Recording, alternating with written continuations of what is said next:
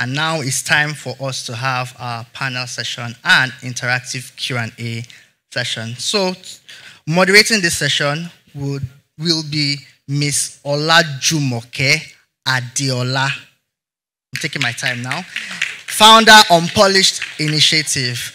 Please let us give her a round of applause as she comes to the stage. Please keep clapping. Thank you. Where are you? The energy, you know.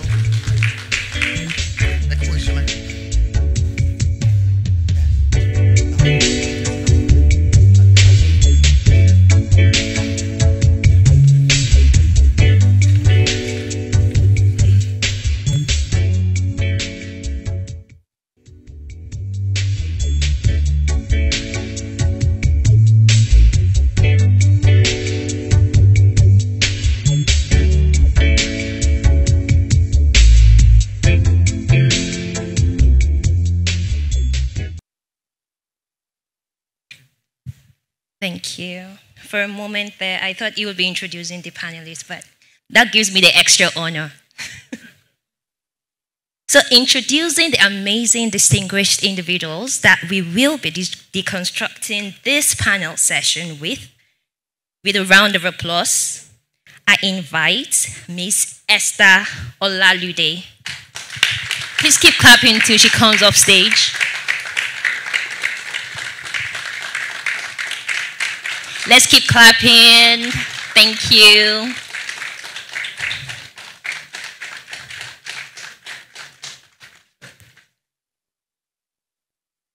Welcome with me on stage, Mr. Kennedy Ekezie.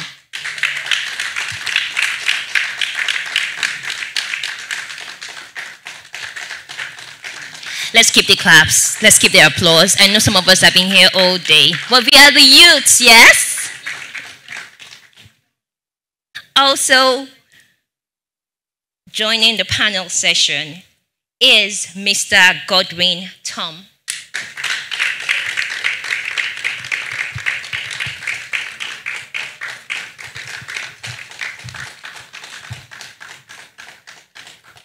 A round of applause. Let's keep it going. Let's keep it going. Let's keep it going. There's an award for the person that gives the loudest clap. Do we have? And none but not least, Mr. Michael Ajayi.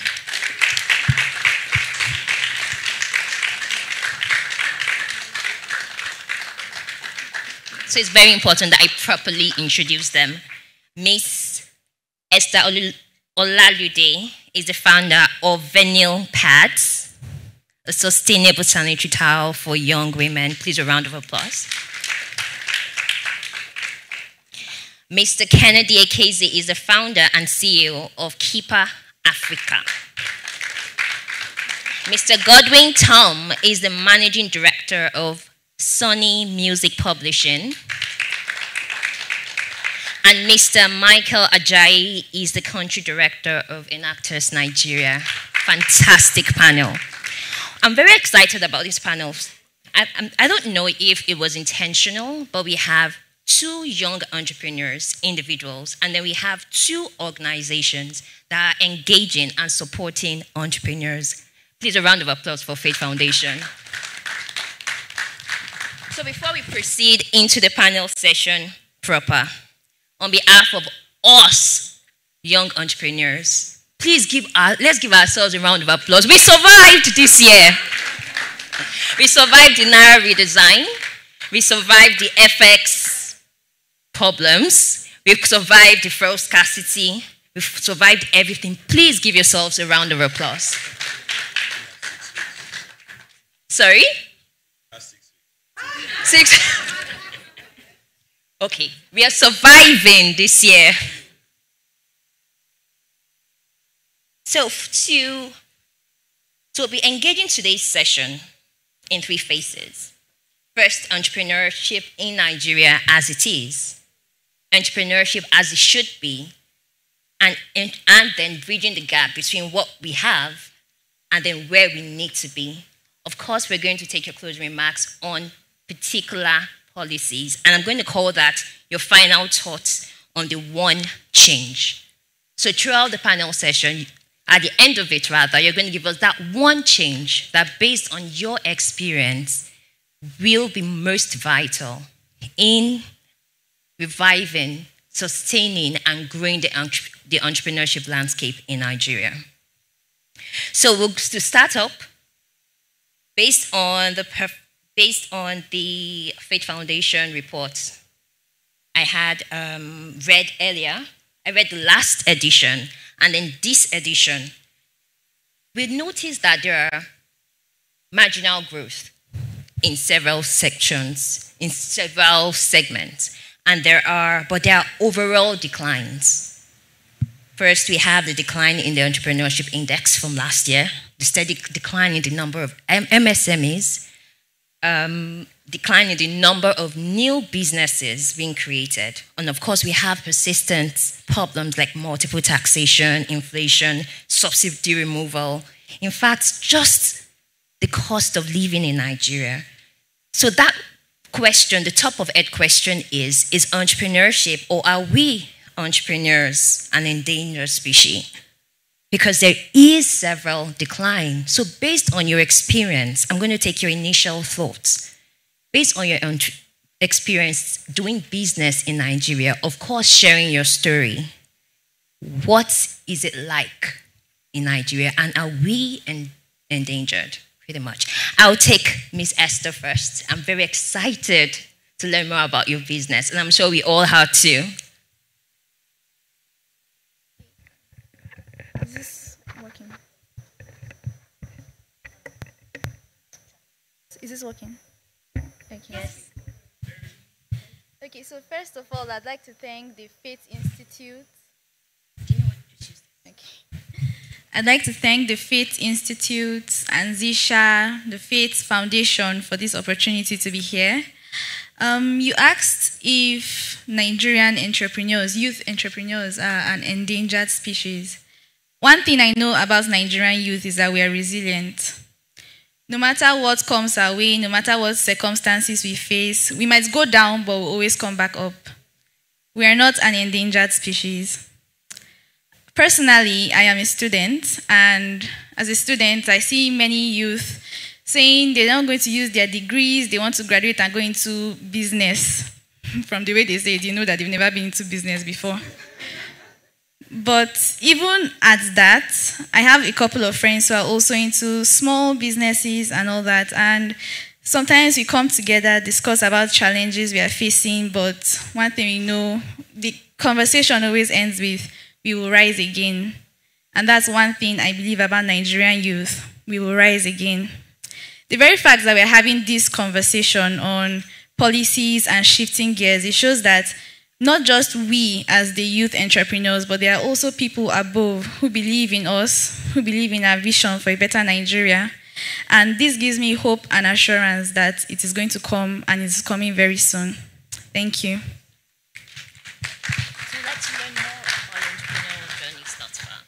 Okay, so my entrepreneurial journey.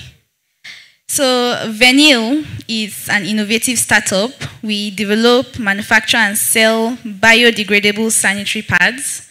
They're 30% cheaper than the regular sanitary pads. So our target population would be girls and women who are living in underserved communities, those who find it increasingly difficult, especially with the economic situation, to afford basic sanitary products. Because of this, they can't go to school, they can't go to work. The overall productivity of the community is affected and impacted. So my business, Venille, started as a mix of passion and the will to fill a gap in the society. Since I was little, I like the earth, I like the planet, all that. So through some volunteer work, I actually discovered that gap, that this issue, it's so big, so serious. Particularly, I come from just Nigeria, so I have seen it firsthand. I've seen the effect it has had on girls and women and the communities, families at large. So because of this, I got together with a team of my friends, got into doing some research. I read a lot. I wear glasses. I got into doing a lot of research, and It came up as an idea, just an idea.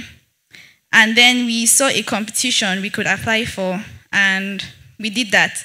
When I applied for it, I didn't even think it was anything. I just thought, okay, let's just try our luck and see how things go. And that was how we got our first funding. But apart from the funding, thank you. Apart from the funding, winning that competition made me understand that people believe in what I was doing. That people believe that my innovative startup, my idea, is worth investing in. And that was what pushed me even more than the actual funding. So from there, we began our research into developing our actual minimal viable products. And through that, we were able to develop our business into something more worthy of applying for more fellowships, more grants. And that's how we were able to join the Anzisha prize that brought me here today. And I can say that the journey so far has had its ups and downs. I came for the last session and heard about entrepreneurs talking about different policies, and I can relate personally. But it has been very rewarding seeing something that started as a seed grow and also help people. Thank you. We'll take your initial thoughts. I don't know if this thing works. Yeah, Oh, it does? Okay. I also have a very loud voice, so it's really nice to be here. Thanks, everyone, for taking time out of your day to come listen to us. The question is whether or not I think young entrepreneurs are an endangered species. I don't think young entrepreneurs are more endangered than any other group of people. I mean, my parents are teachers, they're professors, and I don't think I would say young entrepreneurs are more endangered than, say, Nigerian academics, right? We're all equally endangered, and very endangered, I must say. A lot of times when we gather publicly to talk about youth entrepreneurship, sometimes it's tokenistic. A lot of times it is, like youth entrepreneurship, that thing. But we all know the data, right? So 70% of the Nigerian population is under the age of 30. So there's nothing like youth entrepreneurship. There's just entrepreneurship. Because we're young people in a place where 70% of people are below 30. It's not a segment that is tokenistically added to an agenda or that is brought in conversation. It is a matter of critical importance for how our civilization, how our economy evolves over the next 30 years. Quite frankly, it's not evident to me that not we in this room, we here believe that, but as a culture, as a fundamental financial system that allocates value and allocates resources, it's not evident to me that we deeply believe in youth entrepreneurship, in the concept. And I think it is a spillover of our broader culture as a people, where we don't take young people seriously, right? And we teach young people to not take themselves seriously. And if we don't solve for that, right, the foundational economic principles upon which all of the conversations we're having today are supposed to be built will never be built. Bill Gates said something, that thing which you do between the ages of 14 and 18, obsessively, that's what you're most likely to be successful at. And honestly, look at anyone who is successful. It's true. The most successful entrepreneurs across the world, between the ages of 14 and 18, they were doing something. They were, selling fake CDs or, just doing something and upping their IQ and across every endeavor where value accrues. But when you think about what most of us spend our time doing between 14 and 18, there's absolutely no correlation for future success. And you don't just randomly become a successful entrepreneur when you're older, when you're in your 40s or 50s, right? That part of you that's trained when you're young and primed, the principles, the fundamental principles of how to give value and extract resources as a result of the value you've offered. That's essentially what being an entrepreneur means. You don't learn that when you're 50. You really learn that when you're a young person. You learn that when you're a kid. You build upon that when you're in your 20s and 30s, and you start to make a lot of the money when you're in your 40s, 50s, and above. So I don't know if I'm answering the question for whether we're endangered or not, but I do think that there is a cultural shift that needs to happen. We need to take young people more seriously. We need to spend more time helping them, supporting them. As young people ourselves, we also need to take some more responsibility and get rid of the learned helplessness. A lot of people send me messages, reach out to me, stop me on the road to ask, oh, like, how can I do this? And you can tell, I'm like, with this attitude, you would never do this, right? Because you are, one, you're very entitled. Two, you think there's someone up there who holds the key, and because they do not like you because you're young or because of where you come from, they've chosen to not give you access to the room. The room doesn't even exist most of the time. The people who are in the room are as confused as you, right? They don't know more than you do, honestly. So everyone is still trying to figure it out. There's no savior. And I think that's where I'll leave it at. But yeah.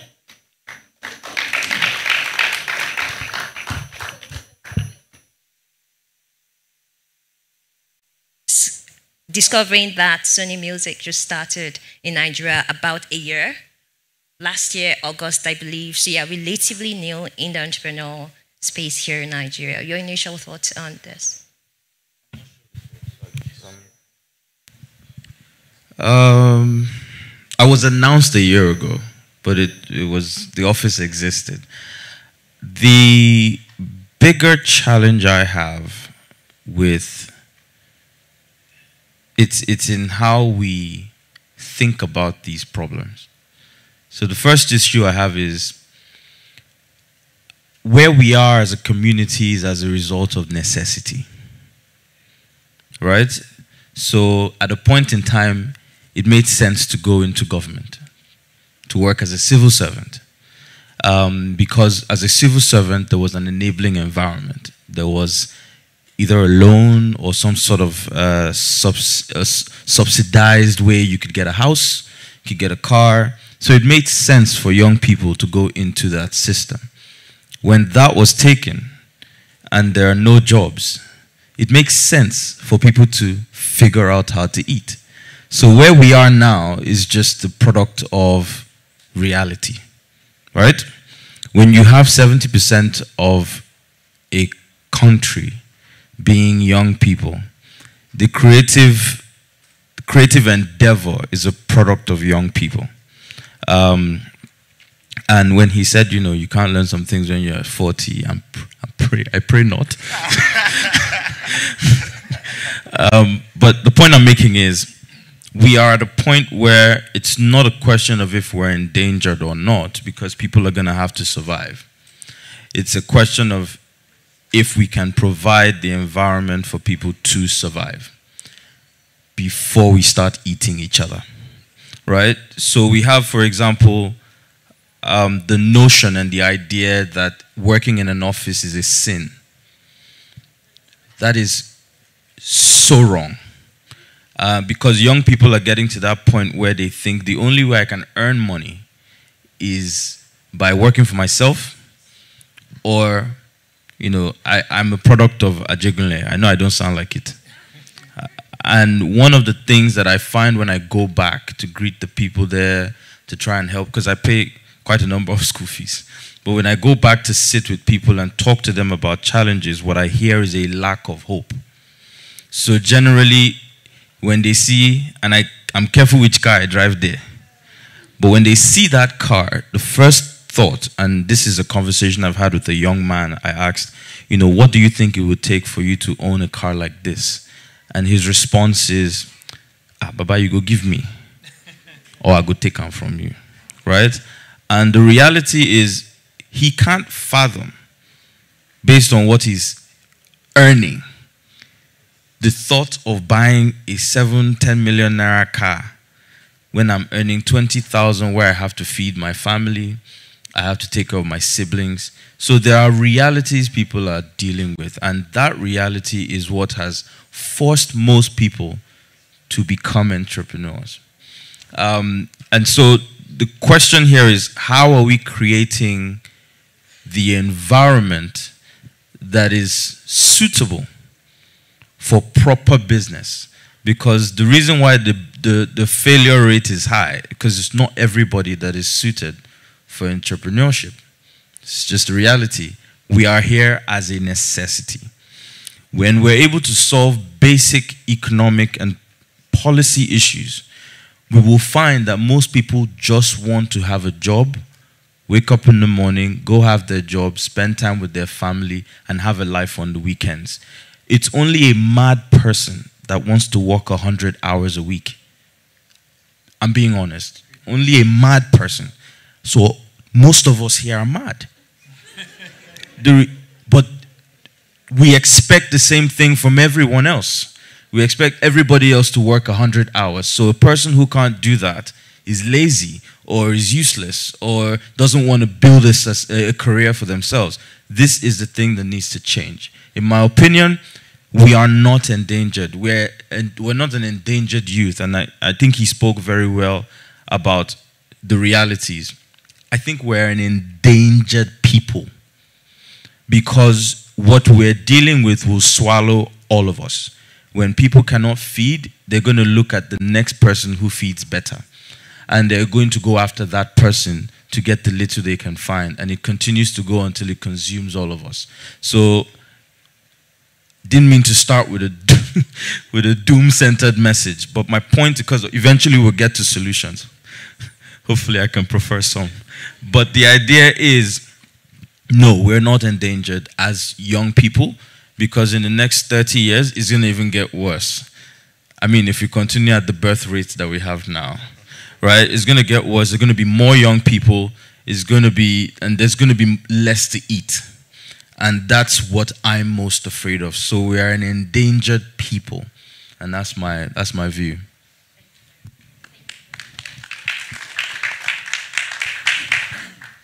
So we'll take you, Mr. Michael. Thank you very much. And thank you, Adenike, and the rest of the team in Faith Foundation. And I see some familiar faces here, Wilson and the rest. It's an interesting conversation. And I mean, just following through on what you have just said, and now I'm scared of living into the future.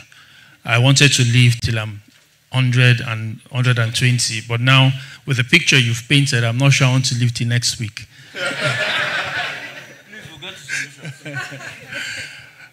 Okay, so that said, are the youth entrepreneurs endangered? I mean, he brilliantly said it. We are all endangered. And I agree with that. However, since the focus of this conversation is around the young people, let's look at that statement. Youth entrepreneurs, are they endangered?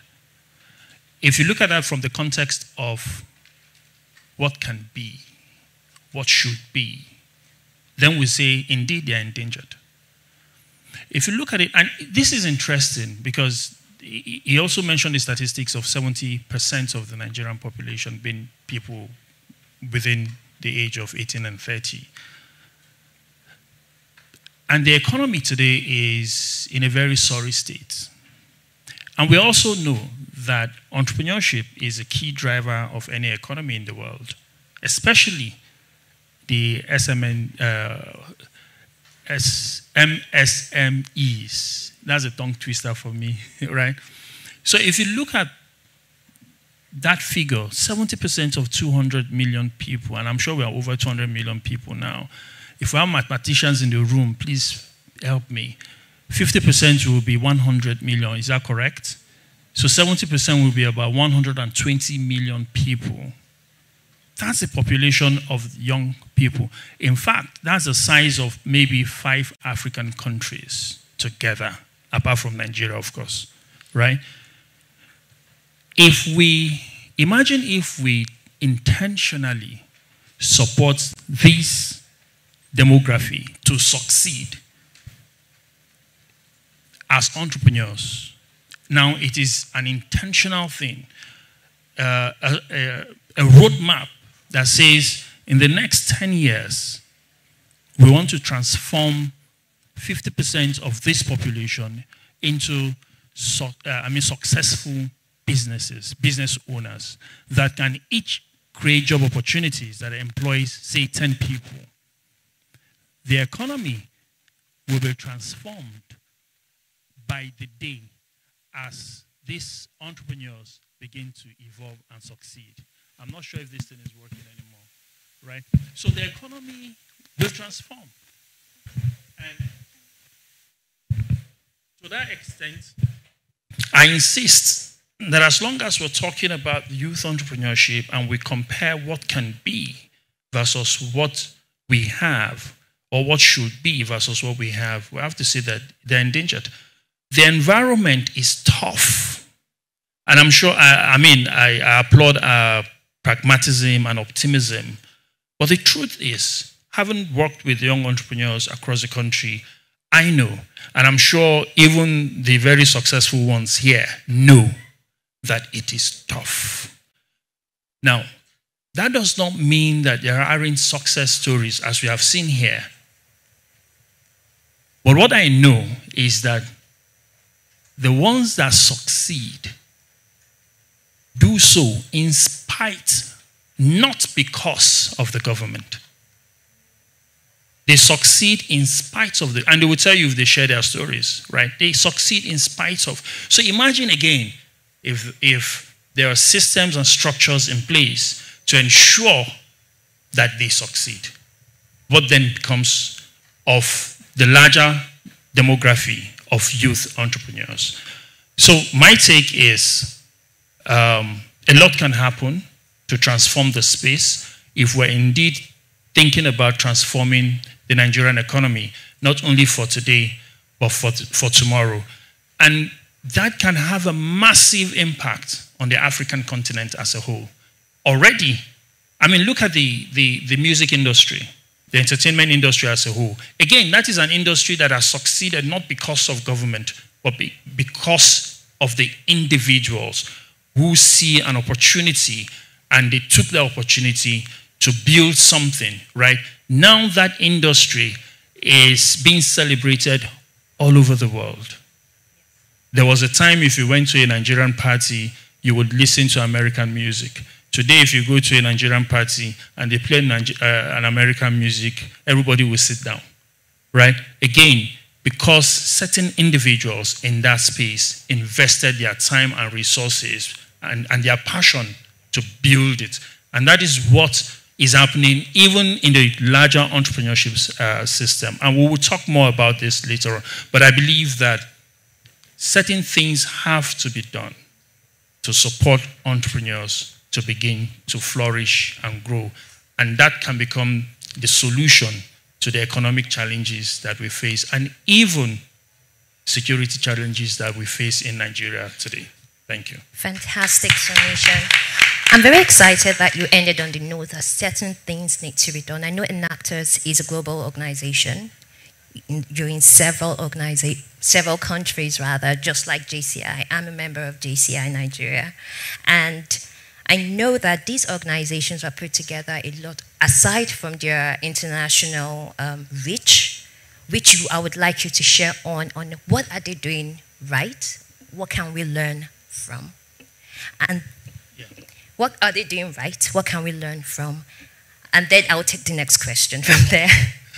So generally speaking, what Enactus does is to identify young people. Again, I'm sorry, but I have to say young people, right? In tertiary institutions, And the whole idea is find them, help them find themselves, right? First, you find them, and then help them find themselves. And what that simply means is identify young people, challenge them to be part of the solutions to the problems in their communities. This problem can be environmental problems, social problems, or economic problems. The whole idea is find a problem, find an innovative solution that can address that problem while creating economic value, for the people in that community, for yourself as well. So this is essentially what we do around the world. And by doing this globally, what we have seen is the Enactus students who then become alumni build capacity beyond measure in terms of enterprise development, in personal leadership, and even in project management. They build that capacity. And some of the things they learn to build this capacity center around teamwork, resilience, being accountable, understanding the value of integrity, and the likes. And they are able to apply this whole thing, this knowledge and skills, whether in their personal businesses or at the places of work if they choose to seek for a job. And we have seen quite a number of them across the country, I mean, not just in Nigeria, but around the world, that have applied these skills to build enterprises that are succeeding and doing very well. I'm tempted to give an example. One of our alumni started a business here in Nigeria just after graduation. I think he was still in his NYC. He was still doing his service when the business, took a life of its own. And based on the knowledge and skills he had acquired, he became attractive to Y Combinator. He's here in Nigeria, but he was attracted to Y Combinator in the US, which is perhaps the biggest and most influential incubator around the world. And at the end of his time with them, they they provided a grant for him of about $2.8 million. This is a few years ago. And today, because of the grants received and the support he has received through that Y Combinator, he leads a business that is serving not only the Nigerian market, but a few other countries in Africa. And his goal is to take over the entire Africa in that space. All right. So this is a kind of impact the Enactus program is making as it enables young people to find themselves, whether as entrepreneurs, corporate citizens, or whatever they decide to do with themselves, but find themselves, have the right skills and knowledge and all of that to be able to succeed and flourish as entrepreneurs. Thank you very much. So to piggyback on your response, I know from a lot of organizations such as Enactus, JCI, because I've served as the chairperson of the Creative Young Entrepreneurs Program in JCI. There are a lot of structures we put in place for young people, for their development entrepreneurially. But there seems to be that gap, that's kink in the line that we've not been able to get right. From your experience working with these young people, what do you perceive it might be? And then we'll piggyback to Kennedy. We'll talk about the challenges of entrepreneurship and how they can build the resilience, focusing on funding, because it's something that even the Faith Institute have highlighted as a major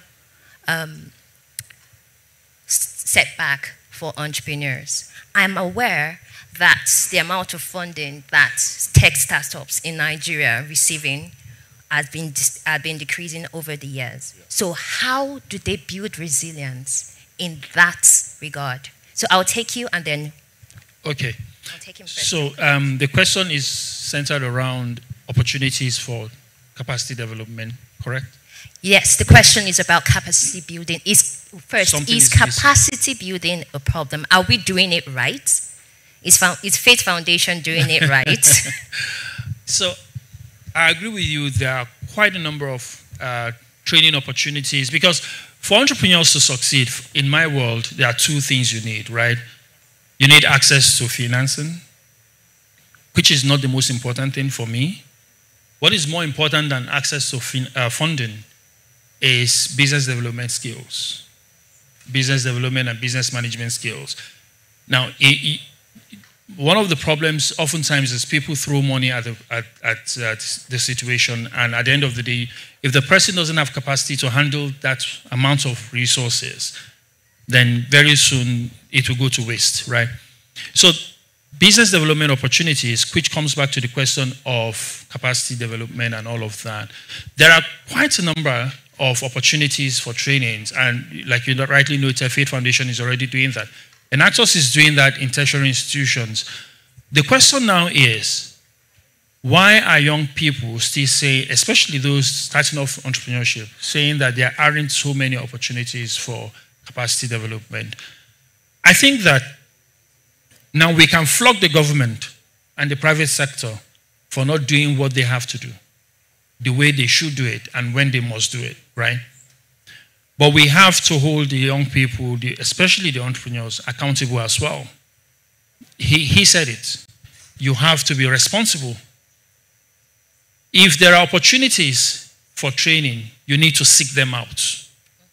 You need to literally find them. The young man I spoke about, his name is Lanre. He lives in Nigeria, but he attracted funding from the United States. Okay, he doesn't live in Nigeria anymore now. Because now he lives in the United States, right? But that's what I'm talking about. He sought for that opportunity and found it. For me, people should become like a foam, right? Foam, and soak up every information available.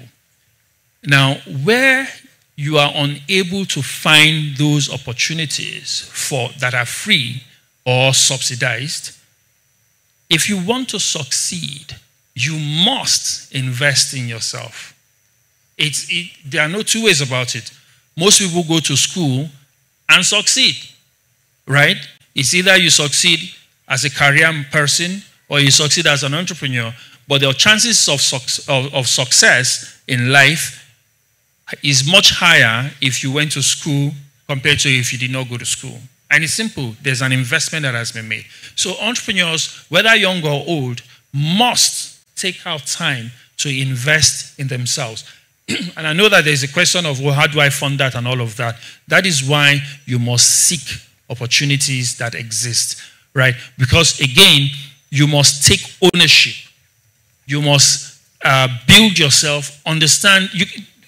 In business, it is said that sometimes the knowledge and information that you have and the skills that you have that brought you from 0 to 50 is not what you need to take you from 60 or 50 to 100. You need a new set of knowledge, a new set of managerial skills, and a new set of information. So it is I think that the answer to that question is that A, people are not seeking out these opportunities because they do exist, and B, when they are unable to find those opportunities, they are not willing to invest in themselves. We have done a program once. It was a masterclass. It was designed to be a masterclass to empower young people who are fresh graduates now to understand what the job market is seeking, right? So that they can be prepared in terms of job interviews, applications, and all of that. And there was a token just to make sure that people are serious about it and they are able to commit to it. A token, this was maybe like 7 years ago, and the token was, guess how much? 3,000 naira. And only 5 people registered for it in about a month. Why? Because there's that entitlement mentality that why should I pay for it? So opportunities exist.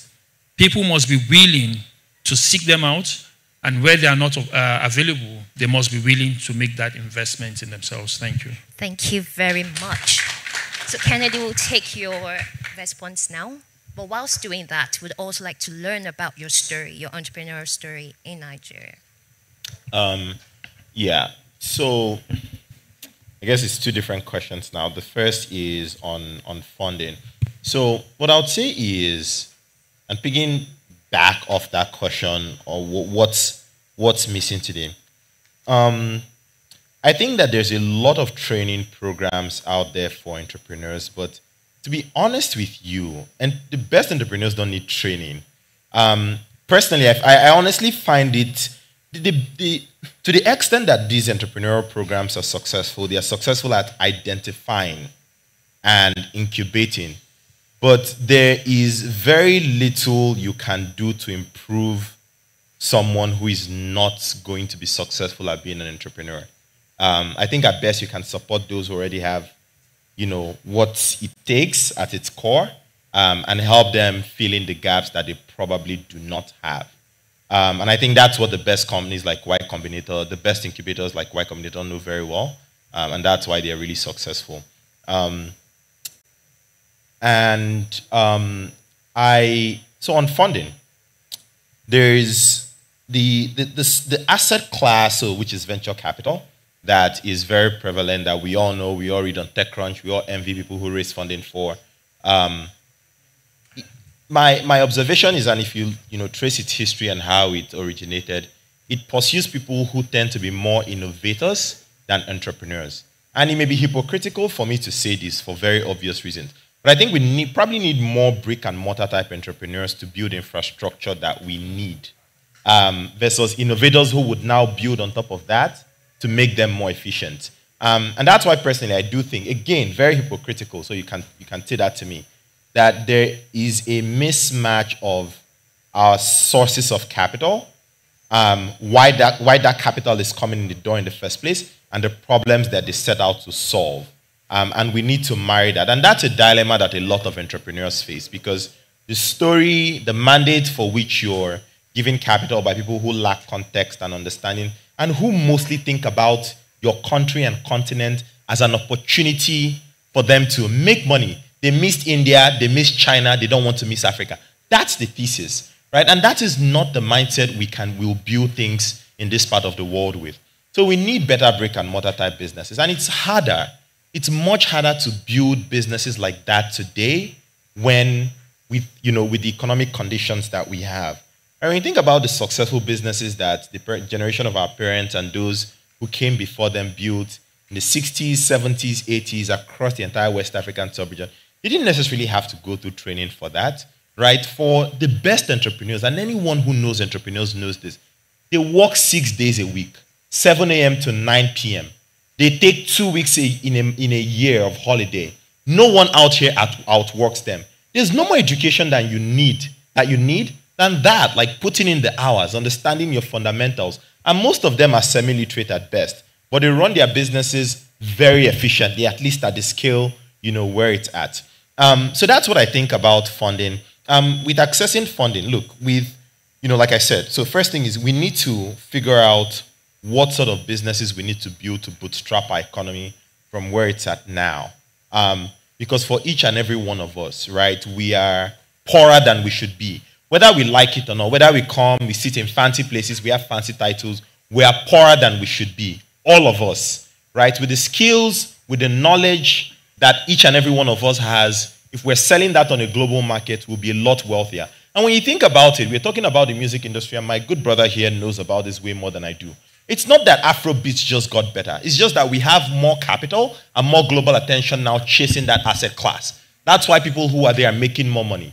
So how about we bootstrap our own belief systems? What do we believe in? What are we willing to allocate capital behind as a society? And then we start to do that. And the people who are there return this capital very quickly. And then we start to spread that across the board, across different industries, not just specific industries like technology.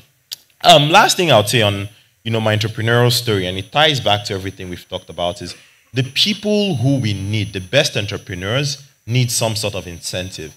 The same way, in the generation of our parents and grandparents, you go become a doctor because you're treated really nicely. You get a nice car, you get a nice pay, you get treated very well. For the sort of people who go on to be entrepreneurs, they need living, breathing models of who those people look like.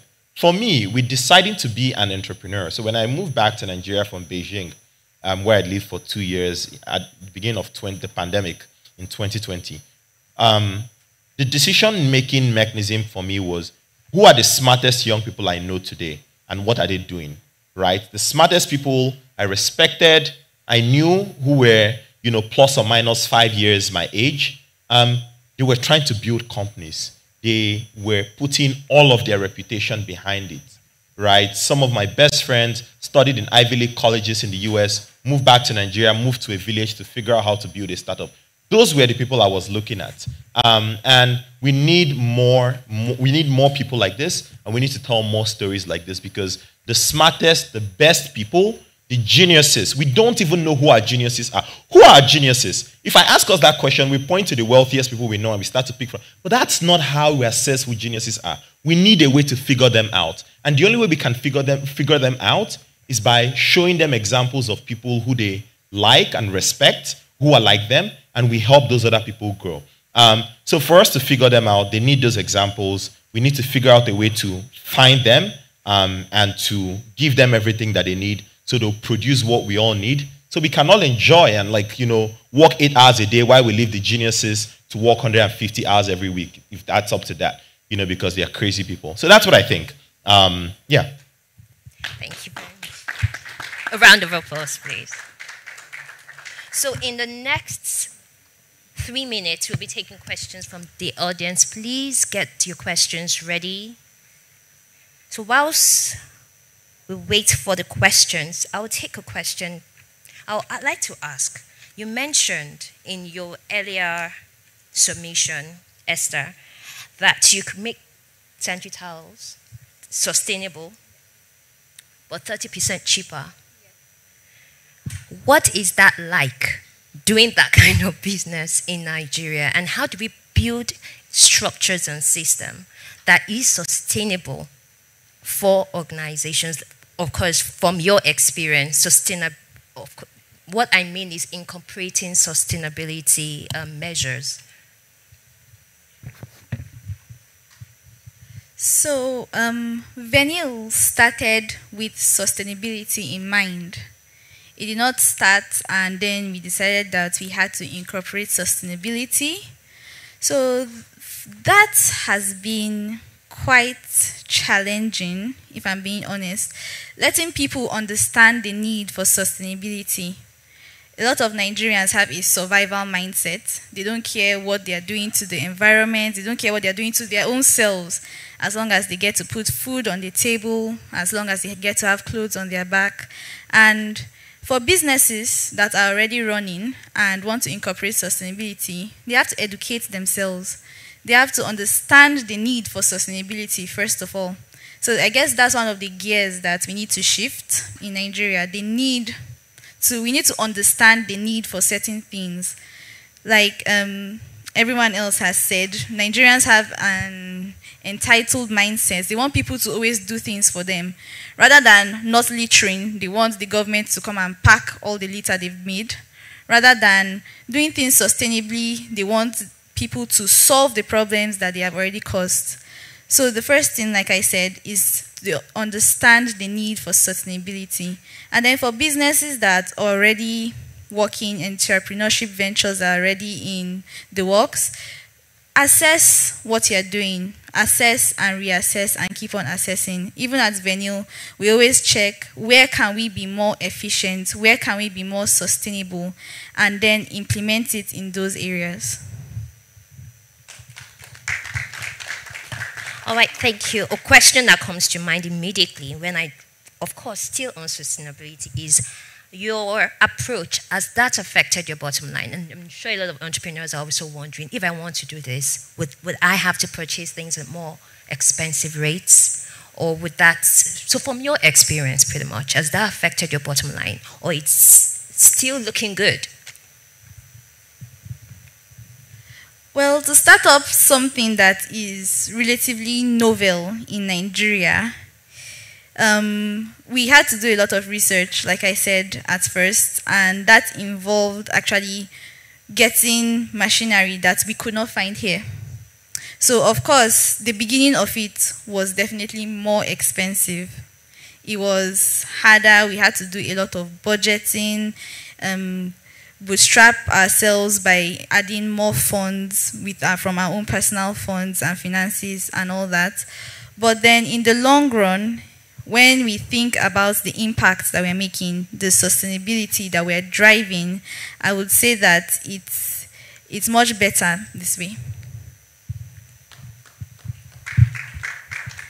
Thank you very much, EstheR. Do we have questions from the audience?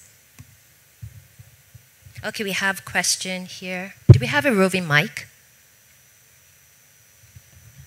While we wait for the mic, so I would ask Mr. Godwin, just one more question before we move in. So that despite all the challenges that we've spoken about and those that we've not even spoken about, how do you recommend that we mitigate the risk associated with starting and running businesses in Nigeria, coming from the corporate perspective and then trickling down to the individual actions? Sorry, could you take that again? So despite all the challenges that we've discussed on the panel, and I'm sure that we've noticed in Nigeria, in the entrepreneurship ecosystem in Nigeria, what are the measures we can use to mitigate these risks that are associated with starting and running businesses as entrepreneurs in Nigeria, coming from the corporate perspective and then trickling down to the individual actions? Oh, it's quite worded. Okay, we Don't have worry, challenges. I get you. The reason why I say worded is because my brain was processing the answer and more questions were coming. But my thoughts are, and I'm going to try my best not to be, a problem here. We need to allow people fail. We need to build a system that allows for iteration. Because when people are afraid of failing, we don't get the innovation that we need. So generally when people are funding small businesses, one, investors want their returns in a year. That is how you have people doctoring documents, right? I had a conversation with, there's an organization of funds, invests in infrastructure, in businesses across Africa. And when I asked them what their biggest challenges were, I was told that many people that come with proposals for factories usually write a 5-year plan as opposed to a 30-year plan. Now, if you're setting up a factory, it means that you need to, first of all, recoup your money, and then you need to ensure that the factory is managed. You can't get that money back, especially with the level of investment needed in 10 years. You're going to need to be stabilized in 10 years and then begin to generate money. Many people are not thinking that far. And part of the reason is we've created a culture where return has to come back immediately. So that in itself trickles down to the problem that people are now afraid to fail, because if I don't get it right the first time, I will not get funding. Right? I'll give you another example. The matrix that are used to determine who gets funding needs to change. I was with an organization recently. I'll tell you why I'm with all these organizations, because it sounds like I'm just meeting all these organizations and I'm not providing any solutions. Right? One of the reasons why is I started an academy in 2017. Well, an idea of an academy that became an academy in 2020. And initially I was looking for staff to hire. And I realized that a lot of the people in the entertainment industry are not educated. So it's generally the artist's brother comes into the situation and now works with the artist. So everybody is stabbing in the dark. So I tried to hire people. When I hired people, and I faced another struggle. The struggle was many people were used to doing things a certain way, and I was coming to do it because I came from corporate. So I was having difficulties. Then I pushed on from that, and then I went into realizing that, okay, these people that I've now trained that work for me have to now deal with the industry, right? And they were struggling now. And so I decided I was going to set up an academy. So we have an academy. We've trained over 900 people in the music business. The first program we did, we trained people and we tried to place them. Feedback we got was they don't have experience. So we decided to introduce something called the Talent Project. So after we train you, we have to allow you work. So we find artists, and then we give you work. So I go and find funding, sometimes from my pocket, and I fund albums. I fund events that the students would do. And I keep telling them, you are allowed to fail. Give yourself the best shot at success. And if you fail, it's not your money. Right? So the idea behind this, and everybody will say, well, not everybody has your money. I don't have that much. But the reality is, these people feel more confident when they've seen a thing and done it before.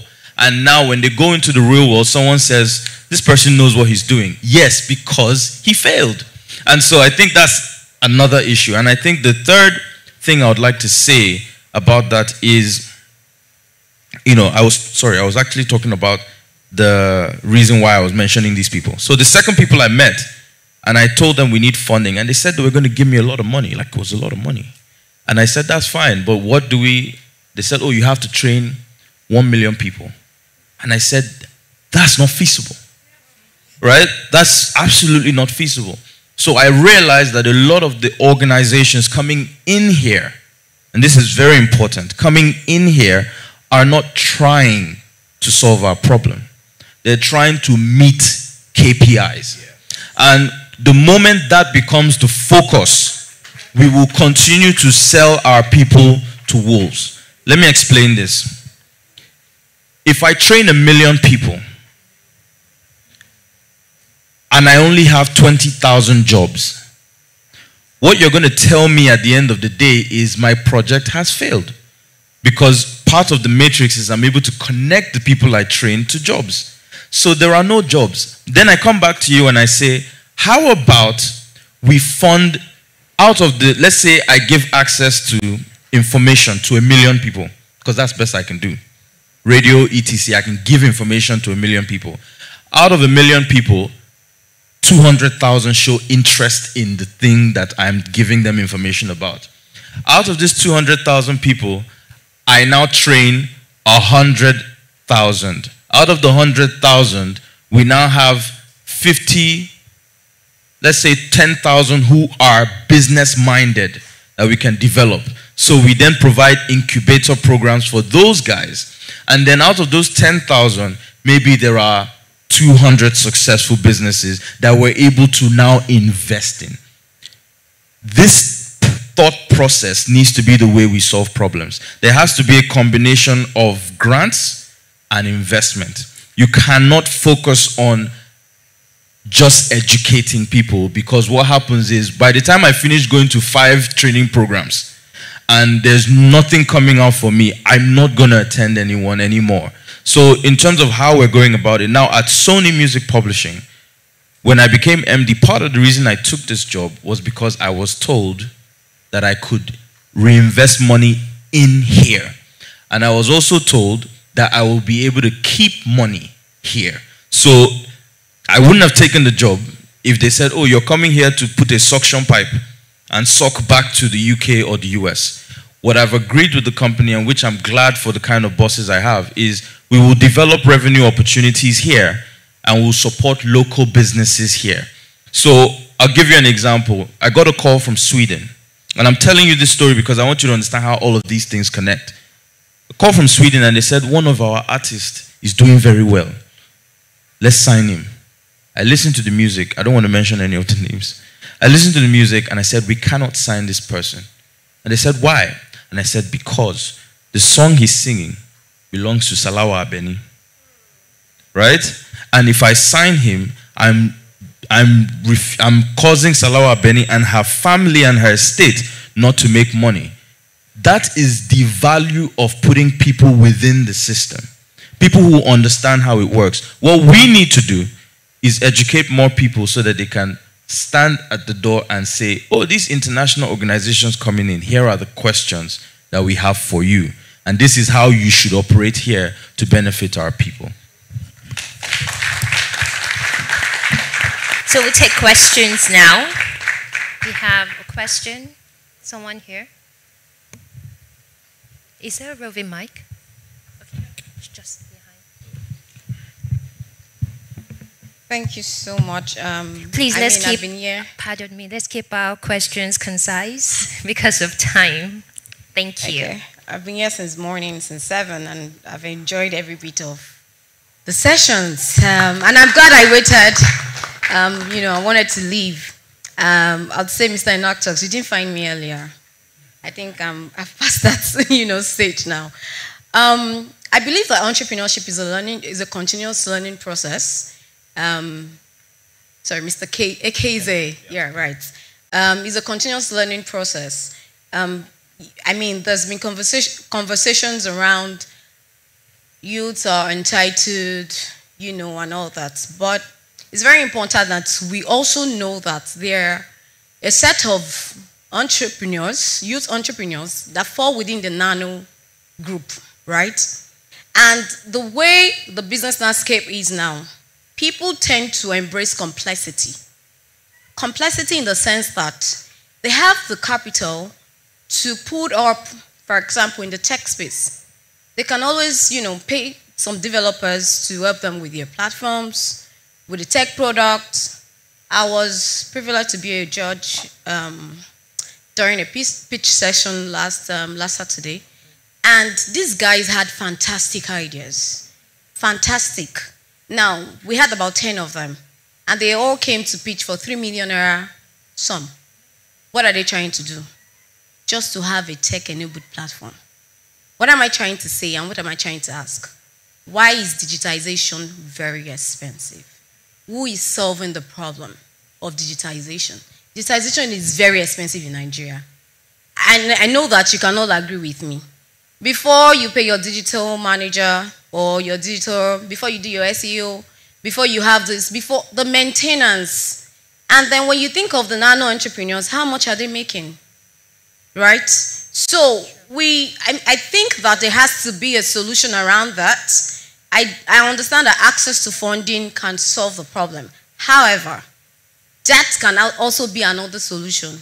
People like Enactus, Sony, Kippa, you were able to build, you were in Beijing, and you came back. When you mentioned some of your friends, Ivy League, and trust me, there are people who went to you. There are people who went to Yabatek. I went to Unical. It doesn't matter. You came back with some capital, right?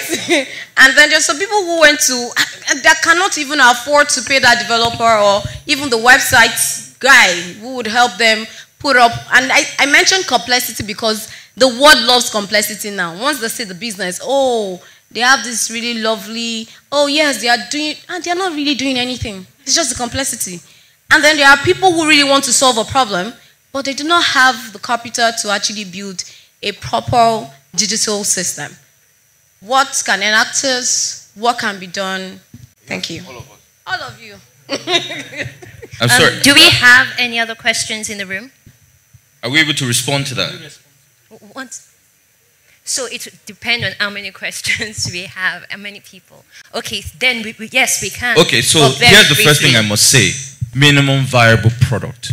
A lot of the time, everybody wants funding for an idea. Your idea is great, but if it doesn't make money, you can't just ask people to give you money, right? Especially because some of the money people will give you are hard-earned cash that they've made. So the first thing I would say is, when you're building something, what you start with is what is within your reach, right? Build with that, and then as you grow, you will find new opportunities. There are people who build their platforms on Excel, and as they develop, they're able to now incorporate certain platforms that are automated. The reason why they're expensive is because it takes time and intellectual property to develop, and so people put a fee on that. So I think the question here is there a minimum viable product that's generating income that the investor can see cash flow and then say, based on how well this business is doing, considering the investment, the little investment, if I give you $100,000, you could do 10x, 20x, 100x. My point is minimum viable product first, and then you can go to an investor and you will get what you want. Another thing I would say on this is the absence of digitalization is not a problem. The fact that there's no platform that can do something in and of itself is not a problem.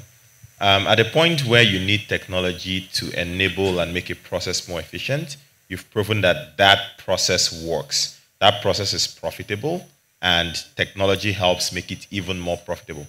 I met the founder of Chobani. I don't know if any of us know it, the yogurt brand, in LA in 2019. One of the things he told me was, when the company was at $600 million in annual sales, they still ran on QuickBooks, Excel, manually. There was no fancy technology on the back end. Only him had access to their back end, their books. I think that's a fantastic example of what it means for you don't need anything fancy. And the deification, we've made a deity out of technology. It's nonsense, right?